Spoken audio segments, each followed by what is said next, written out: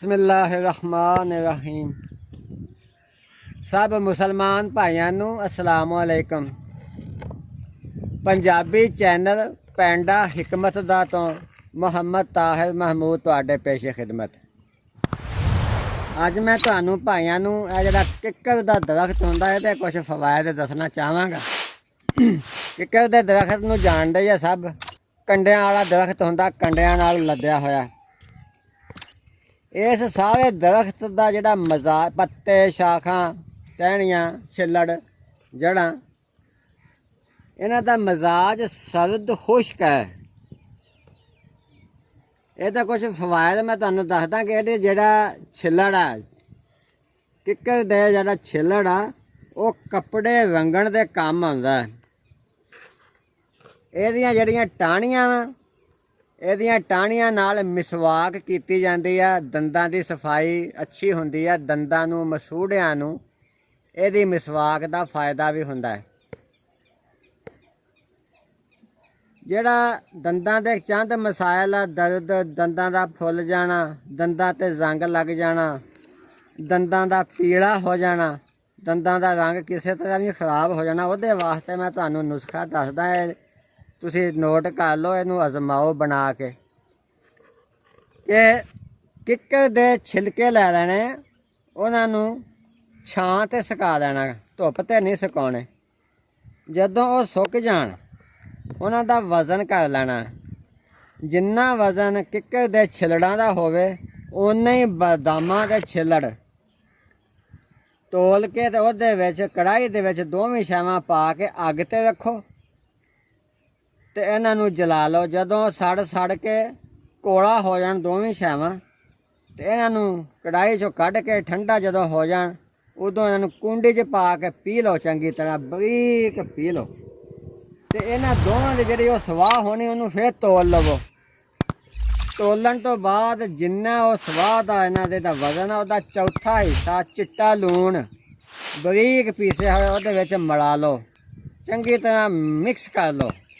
ਮਿਲਾ ਕੇ ਤੇ ਉਹ ਸੁਬਾਹ ਸ਼ਾਮ ਦੰਦਾਂ ਤੇ ਮਸੂੜਿਆਂ ਤੇ ਮਲੋ। ਬਹੁਤ ਹੀ ਚੰਗੀ ਦਵਾਈ ਹੈ ਦੰਦਾਂ ਤੇ ਮਸੂੜਿਆਂ ਵਾਸਤੇ। ਇਹਦਾ ਇੱਕ ਹੋਰ ਫਾਇਦਾ ਮੈਂ ਤੁਹਾਨੂੰ ਦੱਸਦਾ ਕਿ ਇਹਨੂੰ ਫਲੀਆਂ ਲੱਗਦੀਆਂ। ਜਦੋਂ ਇਹਨੂੰ ਫਲੀਆਂ ਲੱਗਣ ਤੇ ਹਾਲੇ ਉਹਨਾਂ ਦੇ ਵਿੱਚ ਬੀ ਨਾ ਪਿਆ ਹੋਵੇ, ਉਹ ਫਲੀਆਂ ਤੁਸੀਂ ਲਾ ਲਓ ਢਾਂਗੇ ਨਾਲ। ਇਹਦੇ ਉੱਤੇ ਤਾਂ ਚੜ੍ਹਨਾ ਬਹੁਤ ਹੀ ਔਖਾ, ਕੰਡੇ ਹੀ ਕੰਡੇ ਹੁੰਦੇ ਆ। ਢਾਂਗੇ ਦੇ ਨਾਲ ਫਲੀਆਂ ਲਾ ਲਓ ਤੇ ਛਾਂ 'ਤੇ ਉਹਨਾਂ ਨੂੰ ਸੁਕਾਓ, ਧੁੱਪ 'ਤੇ ਨਾ ਸੁਕਾਓ। ਧੁੱਪ 'ਤੇ ਸੁਕਾਉਣ ਦੇ ਨਾਲ ਉਹਨਾਂ ਦੇ ਜਿਹੜੇ ਅਸਰਾਤ ਆ ਉਹ ਕਾਫੀ ਹੱਦ ਤੱਕ ਜ਼ਾਏ ਹੋ ਜਾਂਦੇ। ਜਦੋਂ ਛਾਂ 'ਤੇ ਪਈਆਂ ਸੁੱਕ ਜਾਣ ਤੇ ਉਹਨਾਂ ਨੂੰ ਗ੍ਰੈਂਡਰ ਦੇ ਵਿੱਚ ਖੂਬ ਬਰੀਕ ਪੀਸ ਲਓ ਜਾਂ ਕੂੰਡੀ ਦੇ ਵਿੱਚ ਪੀਸ ਲਓ। ਪੀਸ ਕੇ ਤੇ ਰੱਖ ਲਓ। ਉਹਦੇ ਵਿੱਚ ਚੀਨੀ ਮਿਲਾਉਣੀ ਤੇ ਮਿਲਾ ਲਓ। ਜਿੰਨਾ ਉਹਦਾ ਵਜ਼ਨ ਆ ਉਸ ਤੋਂ ਅੱਧਾ ਵਜ਼ਨ ਚੀਨੀ ਬਰੀਕ ਪੀ ਕੇ ਉਹਦੇ 'ਚ ਮਿਲਾ ਲਓ।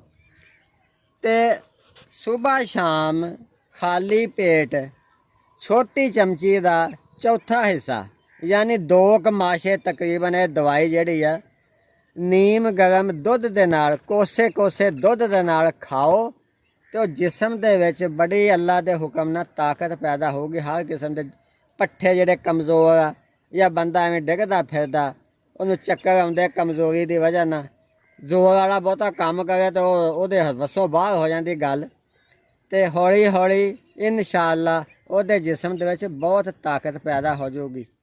ਹਾਂਜੀ ਭਾਈਓ, ਵੀਡੀਓ ਤੁਸੀਂ ਸਾਡੀ ਵੇਖ ਲਈ ਹੈ। ਹੁਣ ਮੈਂ ਕੁਝ ਤੁਹਾਨੂੰ ਮਾਲੂਮਾਤ ਹੋਰ ਦੇਣੀਆਂ ਨੇ ਕਿ ਬੰਦਿਆਂ ਦੇ ਜਿਹੜੇ ਪੋਸ਼ੀਦਾ ਮਰਜ਼ ਆ, ਪੋਸ਼ੀਦਾ ਮਸਲੇ ਆ, ਉਹਦੇ ਵਾਸਤੇ ਇਹ ਵੇਖੋ ਸਾਡੇ ਕੋਲ ਇਹ ਦਵਾਈਆਂ ਮੌਜੂਦ ਆ, ਕਾਮਯਾਬ ਦਵਾਈਆਂ। ਜੇ ਕਿਸੇ ਭਾਈ ਨੂੰ ਇਹ ਚਾਹੀਦੀਆਂ ਹੋਣ ਤੇ ਸਾਡੇ ਕੋਲ ਮੰਗਵਾ ਸਕਦਾ। ਇਸ ਤੋਂ ਇਲਾਵਾ ਬੁੱਢੀਆਂ ਦੇ ਪੋਸ਼ੀਦਾ ਮਰਜ਼ਾਂ ਦੀਆਂ ਦਵਾਈਆਂ ਵੀ ਸਾਡੇ ਕੋਲ ਹੈਗੀਆਂ। ਮਿਹਦੇ ਦੇ ਮਰਜ਼, ਬਵਾਸੀਰ, ਦਿਮਾਗ ਦੇ ਤਮਾਮ ਮਰਜ਼, ਜੋੜਾਂ ਦਾ ਦਰਦ, ਕੈਂਸਰ, ਗੰਜ ਦਾ ਤੇਲ, ਗੰਦੇ ਖਰਾਬ ਜ਼ਖਮਾਂ ਦੀਆਂ ਵੀ ਕਾਮਯਾਬ ਦਵਾਈਆਂ ਸਾਡੇ ਕੋਲ ਹੈਗੀਆਂ। ਤੁਸੀਂ ਜਾਂ ਤਾਂ ਸਾਨੂੰ ਮਿਲ ਕੇ ਸਾਡੇ ਕੋਲ ਆ ਕੇ ਲੈ ਲਓ, ਜੇ ਨਹੀਂ ਤੇ ਬਦਲੀਆ TCS ਵੀ ਅਸੀਂ ਤੁਹਾਨੂੰ ਭੇਜ ਸਕਦੇ ਹਾਂ। ਤੁਸੀਂ ਆਰਡਰ ਦਿਓ।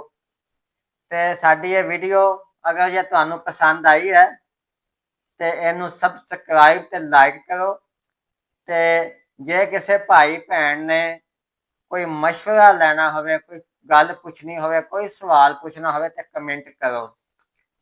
ਆਖਰ ਤੇ ਐਲਾਨ ਸੁਣ ਲਓ ਕਿ ਮਿਰਜ਼ਾਈ ਜਾਂ ਮਿਰਜ਼ਾਈਆਂ ਵਰਗਾ ਮਜ਼ਹਬ ਰੱਖਣ ਵਾਲੇ ਮੇਰੇ ਨਾਲ ਬਿਲਕੁਲ ਰਾਬਤਾ ਨਾ ਕਰਨ। ਮੇਰੇ ਨਾਲ ਕਾਲ ਕਰਨ ਵਾਸਤੇ ਨੰਬਰ ਮੇਰਾ ਨੋਟ ਕਰ ਲਓ, ਹਕੀਮ ਮੁਹੰਮਦ ਤਾਹਿਰ ਮਹਿਮੂਦ 0310 80 36 552। ਇਹ ਜਿਸ ਕਿਸੇ ਭਾਈ ਨੇ ਕਾਲ ਕਰਕੇ ਕੋਈ ਗੱਲ ਪੁੱਛਣੀ ਹੋਵੇ ਇਸ ਨੰਬਰ ਤੇ ਮੈਨੂੰ ਕਾਲ ਕਰ ਸਕਦਾ, ਸੁਬਾਹ 7 ਵਜੇ ਤੋਂ ਲੈ ਕੇ ਸ਼ਾਮ 7 ਵਜੇ ਤੱਕ। ਇਸ ਤੋਂ ਇਲਾਵਾ ਜੇ ਕਿਸੇ ਨੇ WhatsApp ਤੇ ਰਾਬਤਾ ਕਰਨਾ ਹੋਵੇ, ਮੈਸੇਜ ਭੇਜਣਾ ਹੋਵੇ ਤਾਂ ਮੇਰਾ ਸਾਥੀ ਹੈ, ਉਹਦਾ ਨੰਬਰ ਹੈ WhatsApp ਨੰਬਰ, ਉਹ ਨੋਟ ਕਰ ਲਓ। ਉਹ ਵੀ ਸੁਬਾਹ 7 ਵਜੇ ਤੋਂ ਲੈ ਕੇ ਸ਼ਾਮ 7 ਵਜੇ ਤੱਕ ਉਹਨੂੰ ਤੁਸੀਂ ਮੈਸੇਜ ਕਰ ਸਕਦੇ ਹੋ।